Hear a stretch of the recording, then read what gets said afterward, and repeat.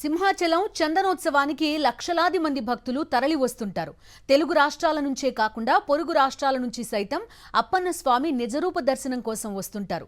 గత కొన్ని దశాబ్దాలుగా పెద్ద ఎత్తున నిర్వహిస్తున్న చందనోత్సవాలకు పకడ్బందీగా ఏర్పాట్లు చేశారు అధికారులు.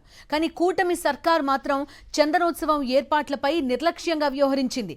లక్షలాది మంది భక్తులు తరలి వస్తారనే సమాచారం ఉన్నా వర్షం పడుతుందని వాతావరణ శాఖ హెచ్చరికలు జారీ చేసినా పట్టించుకోలేదు కూటమి ప్రభుత్వం.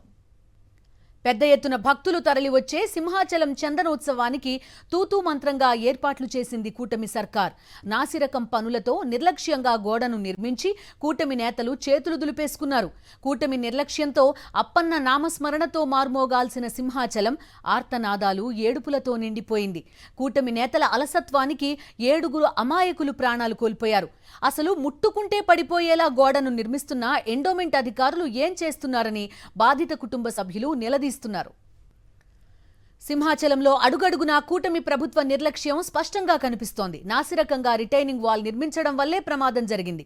కూటమి సర్కార్ అధికారంలోకి వచ్చిన తర్వాత పరమ పవిత్రమైన తిరుపతిలో తొక్కిసలాట జరిగింది. ఈ ఘోరం మర్చిపోకముందే సింహాచలంలో కూటమి నిర్లక్ష్యానికి 7 అమాయక భక్తులు బలైపోయారు. దీంతో తిరుపతి తొక్కిసలాట ఘటన నుంచి కూటమి సర్కార్ ఎటువంటి పాఠం నేర్చుకోలేదని హిందూ ధార్మిక సంఘాలు మండిపడుతున్నాయి. భారీ క్యూలైన్లు ఏర్పాటు చేసినప్పుడు అదే స్థాయిలో బందోబస్తు ఏర్పాటు చేయాలి. కానీ ఘటన జరిగిన సమయంలో ఒక్క పోలీస్ కూడా సంఘటనా స్థలంలో కనిపించలేదు. కేవలం 2 వాలంటీర్లను పెట్టి కూటమి సర్కార్ చేతులు దులిపేసుకుందంటే భక్తుల భద్రతపై ప్రభుత్వానికి ఎంతటి చిత్తశుద్ధి ఉందో అర్థమవుతోందని బాధిత కుటుంబ సభ్యులు ఆగ్రహం వ్యక్తం చేస్తున్నారు.